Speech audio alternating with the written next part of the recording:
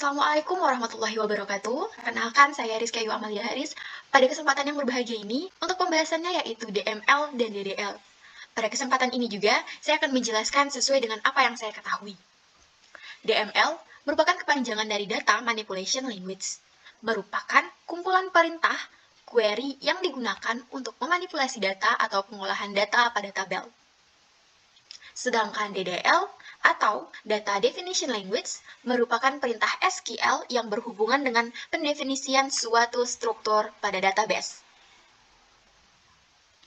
Baik, DML atau Data Manipulation Language juga memiliki perintah-perintah tentunya. Ada select. Select merupakan perintah yang akan menampilkan sebuah record pada tabel artikel atau pada tabel yang telah kita buat. Insert. Insert menambahkan record baru ke dalam tabel yang sudah dibuat. Update. Update merupakan perintah yang berfungsi untuk merubah judul pada database atau data yang telah kita buat. Kemudian ada delete. Delete digunakan untuk menghapus data. DML juga memiliki perintah-perintah, yaitu perintah create yang digunakan untuk membuat database. Jadi, sebelum kita membuat DML, tentunya kita akan membuat terlebih dahulu DDL-nya, yaitu membuat database-nya terlebih dahulu.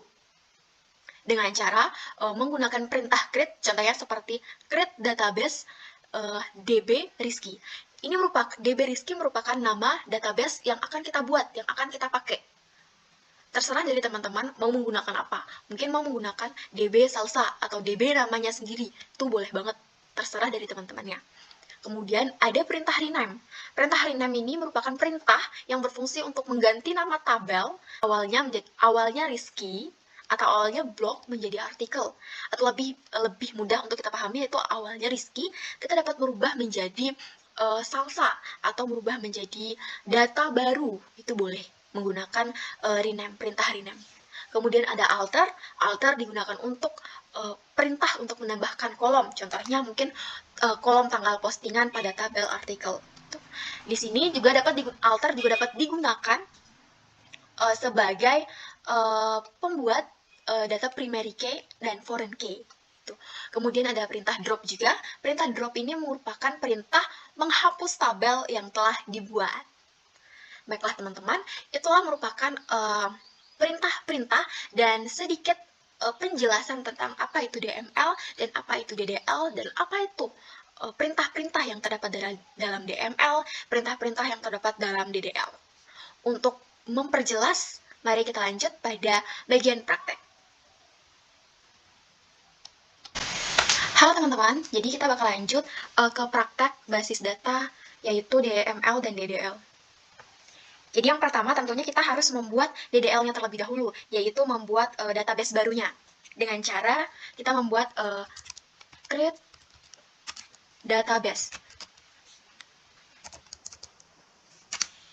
Create database ini tadi berfungsi untuk membuat data baru. Nah, terserah kita membuat data pakai nama apa. Di sini saya mau membuat data memakai nama Rizky.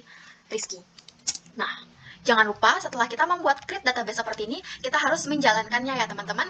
Kita dapat menggunakan pada menu di sini. Ya. Kalau terdapat error kayak gini teman-teman, berarti sudah ada data yang namanya sama. Baik, di sini udah terlihat kan teman-teman, udah ada data yang namanya sama, yaitu data Rizky. Baik, saya akan merubah datanya. Rubah saja nama data dengan nama data Ayu. Kemudian kita jalankan lagi. Bisa menggunakan fitur ini atau menggunakan F9 ya teman-teman. Nah, ini dia terlihat tidak error ya teman-teman. Nah, kok tidak error, dia pasti nggak nulis dia pasti nggak nulis errornya kalau dia tidak error. Oke, setelah itu kita akan menggunakan show database. Show database ini berguna untuk menampilkan data kita, apakah data kita sudah ada ataukah belum pada database ini. Nah, di sini sudah ada ya teman-teman, DB Ayu, berarti sudah ada, sudah aman. Sekarang kita harus menggunakan perintah use DB Ayu. Use DB Ayu ini teman-teman berfungsi untuk agar lembar kerja kita ini terletak pada basis data atau format atau data nama filenya DB Ayu. Jangan sampai kita membuat di sini kita mengerjakan DB Ayu, namun di sininya tertulis DB Rizky. Itu berbahaya banget ya teman-teman. Nah, baik, kita lanjut. Membuat tabel. Tadi perintah untuk membuat tabel adalah create tabel. Di sini kita akan membuat tabel guru aja. Guru. Apa sih yang terdapat dari guru? Yang terdapat dari guru yaitu tentunya nama guru, ID guru, alamat guru. Nah, di sini kita akan memakai ID guru. ID guru. Ini boleh ya teman-teman. Teman-teman memakai huruf besar atau huruf kecil, terserah dari teman-teman. Nah, di sini pada ID guru kita harus memakai varchar sebagai tipe datanya. Di sini saya memakai tipe data varchar. Tipe data varchar ini merupakan tipe data yang memiliki banyak karakternya. Bisa digunakan, bisa dipakai nomor, bisa dipakai huruf, bisa kombinasi. Seperti itu ya teman-teman. Nah, jangan lupa kita pakai komanya. Kemudian nama guru. Kita juga pakai tipe datanya varchar ya teman-teman. Di sini saya nulis 50 itu terserah ya dari teman-teman mau nulisnya sampai berapa panjangnya. Kok saya biasanya nulisnya 50 aja karena ID guru sama nama juga biasanya nggak lebih dari 50, jadi saya nulis batasnya 50 aja. Nah, di sini saya cukup menulis 2 saja. Untuk teman-teman yang ingin menulis lebih dari 2 pun boleh. Mau 50, mau 3, 4, dan seterusnya boleh ya. Nah, jangan lupa kita untuk menjalankannya. Ya. Ini ada error teman-teman. Kenapa error? Karena di sini nama guru saya tambahkan koma, seharusnya tidak boleh. Nah, jalankan lagi. Nah, ini hasilnya berhasil. Nah, bagaimana sih cara kita melihat apakah tabel ini sudah terjadi atau belum, sudah terbuat atau terbentuk atau belum? Kita pakai dash tabel guru. Nama tabelnya adalah guru, jangan lupa titik koma di belakangnya. Nah, ini sudah ada tabel guru, ada ID guru, ada nama guru. Nah, kemudian kembali kita membuat satu tabel lagi, yaitu tabel murid.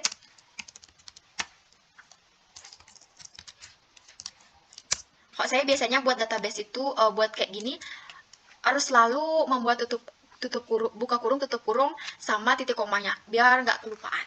Oke. Pada murid itu tentunya ada ID murid,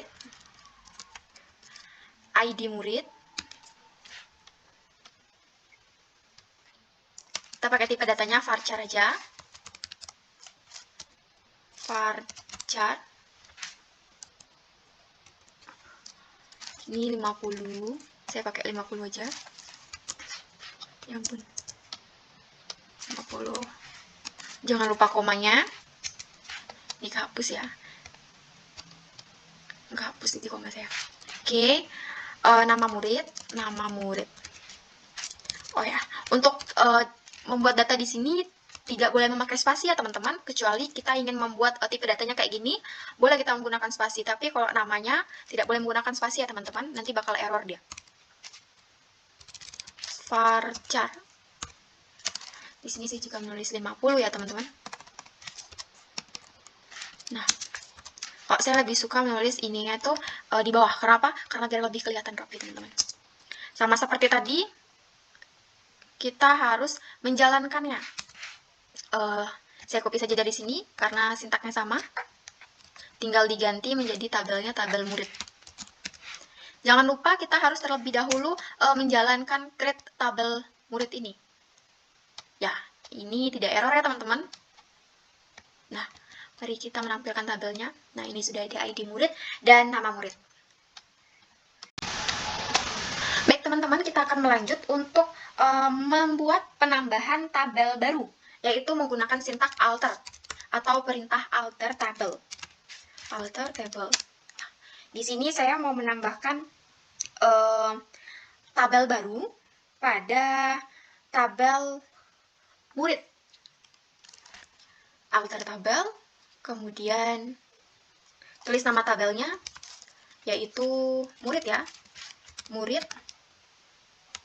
Kemudian add Kemudian tulis apa yang mau dibuat, tabel apa yang mau dibuat, maaf, tambahan apa yang mau dibuat.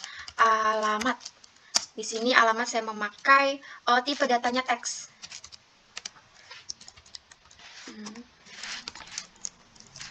Titik koma.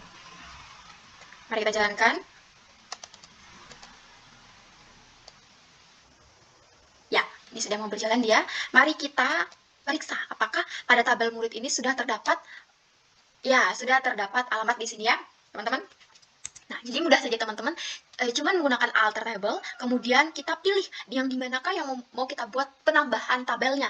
Contohnya di murid, jadi kita harus menulis murid di sini, nama tabelnya di sini, kemudian kita klik add, ketik add, terus tambahkan apa yang ingin kita tambahkan, dan jangan lupa tipenya apa. Baik teman-teman, kita akan membuat primary key-nya, di mana primary key merupakan sesuatu yang unik, sesuatu yang hanya dimiliki satu orang, tidak dimiliki oleh orang lain. Nah, yaitu ID guru. Contohnya ID guru. ID guru hanya memiliki oleh satu orang guru dan tidak memiliki oleh guru lainnya.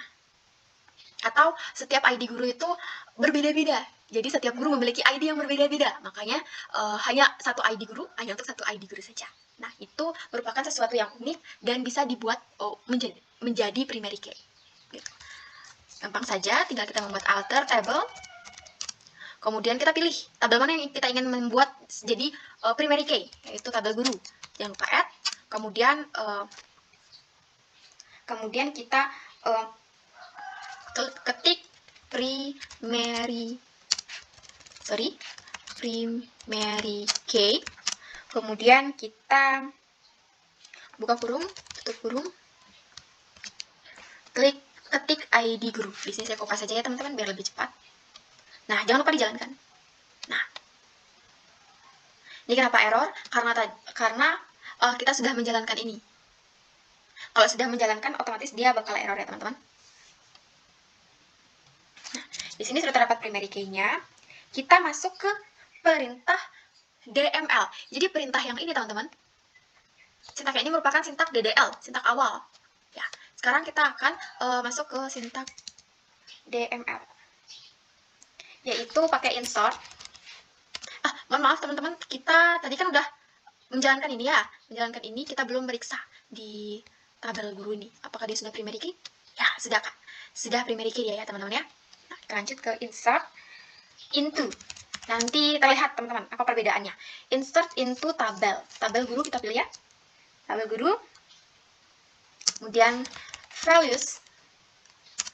Buka kurung, tutup kurung. Saya sukanya kayak gitu teman-teman. Setelah buka kurung harus langsung tutup kurung ya teman-teman, biar gak kelupaan nanti kurungnya. Nah, sesuai sama tabel ini, tabel yang ada di guru.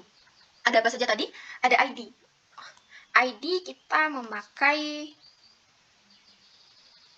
karena kita memakai varchar, jadi kita pakai petik 2 teman-teman ya. Nah, terserah ID-nya ini, mungkin saya kasih 1, 2, 3, 4, 5, 6. Jangan lupa titik koma. Maaf, jangan lupa koma. Kemudian nama guru. Silakan teman-teman mau kasih nama siapa. Saya namakan Rizky Amalia. Nah, kemudian jangan lupa titik koma. Mari kita jalankan teman-teman ya. Coba kita jalankan. Nah, ini berhasil. Untuk melihat pada tabelnya, kita pakai select ya teman-teman. Select from.